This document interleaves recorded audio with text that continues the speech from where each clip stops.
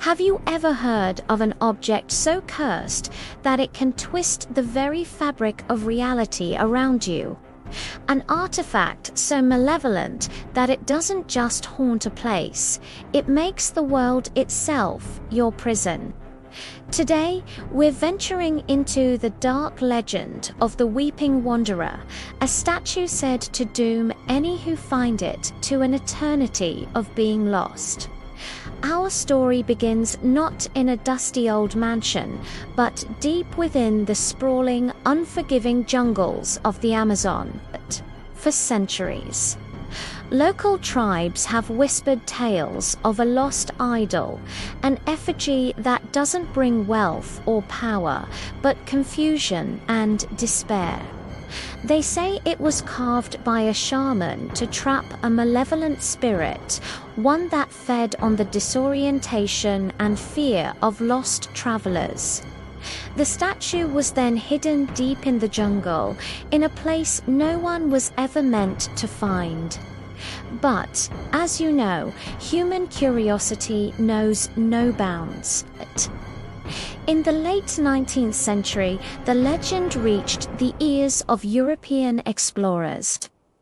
Obsessed with uncovering the lost cities and treasures of the New World, one such man was Colonel Alastair Finch, a seasoned British adventurer with a reputation for being fearless, perhaps to a fault. He had mapped uncharted territories and survived perils that had claimed many others. The story of a cursed statue wasn't a warning to him, it was a challenge. In 1888, Finch mounted an expedition, funding it with his own family fortune. His journals, which were miraculously recovered years later, paint a vivid picture of his descent into obsession. At first, the entries are standard for an explorer: notes on flora and fauna, mapping coordinates, and observations about the local tribes who universally warned him to turn back. They spoke of the Weeping Wanderer, an idol that cried tears of sap and whose gaze could scramble a person's sense of direction forever. Finch, a man of science and logic, dismissed these as native superstitions. He pressed on, deeper and deeper into the emerald labyrinth of the Amazon. After weeks of grueling travel, his team began to experience strange phenomena. Compasses would spin wildly, maps would seem to rearrange themselves, and familiar landmarks would vanish overnight. The local guides grew terrified and abandoned the expedition, leaving Finch with only a handful of his most loyal European companions. According to his journal, they finally found it. In a small, overgrown clearing, atop a crude stone altar, stood a 3-foot-tall statue carved from a dark, unfamiliar wood. It depicted a humanoid figure, its face contorted in an expression of profound sorrow, with streaks running down its cheeks like tear tracks. Finch wrote, "It is unnervingly lifelike. The eyes, though just carved wood, seem to follow you. We have found it. The Weeping Wanderer." That was his last coherent entry. The pages that follow are a terrifying chronicle of their unraveling. Finch writes about walking in circles for days, despite his expertise in navigation.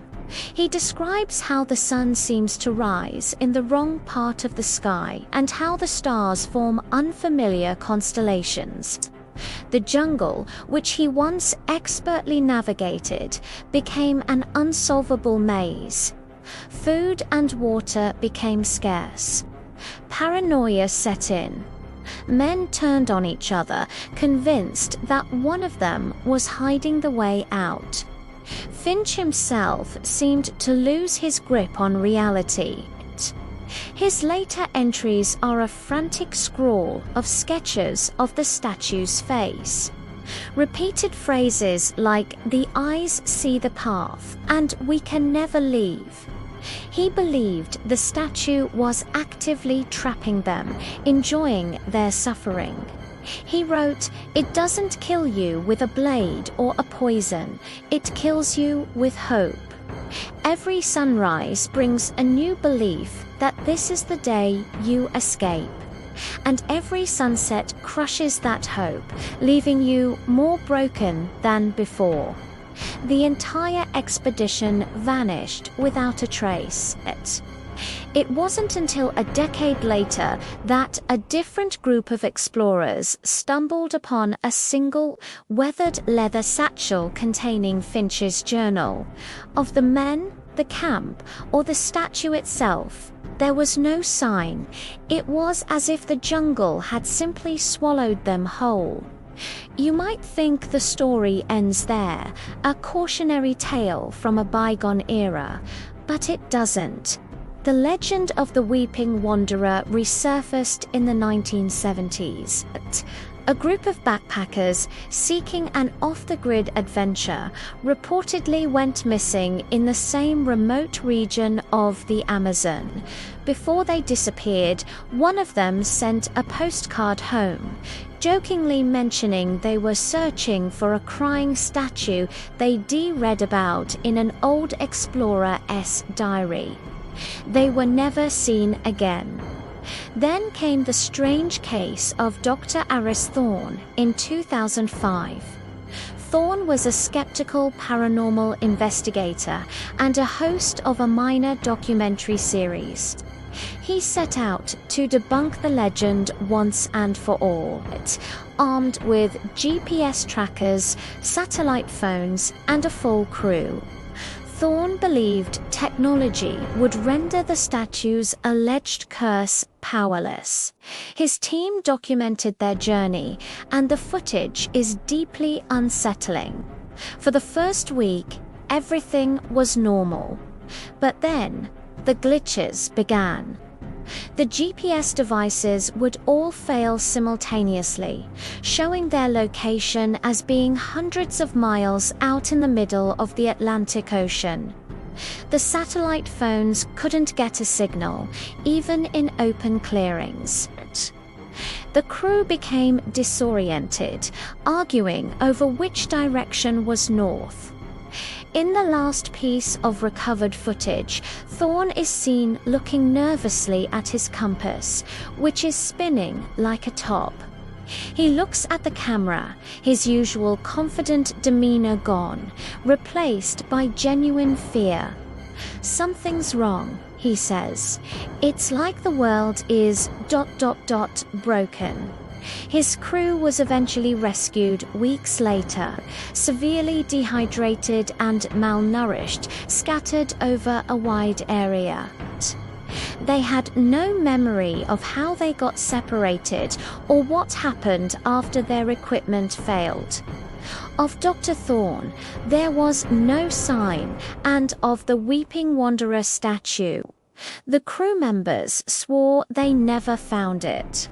But their rescuers noted that all the survivors, when asked to point toward their base camp, pointed in wildly different, incorrect directions.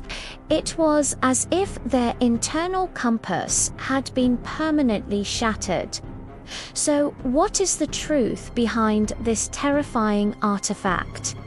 Skeptics propose logical explanations. The region could be rich in magnetic ore deposits, which would explain the compass malfunctions. The disorienting nature of the dense jungle, combined with stress and malnutrition, could easily induce psychosis and a feeling of being lost. The curse might just be the deadly reality of the Amazon itself, personified into a spooky story. But the believers, including the descendants of the local tribes, say otherwise.